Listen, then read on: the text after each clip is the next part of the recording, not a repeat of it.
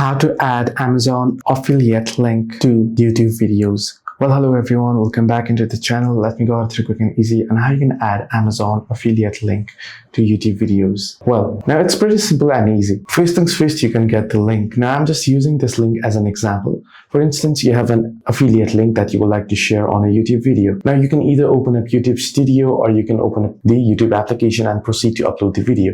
Now you can also make an edit on the previous video, or you can proceed to edit the already existing video.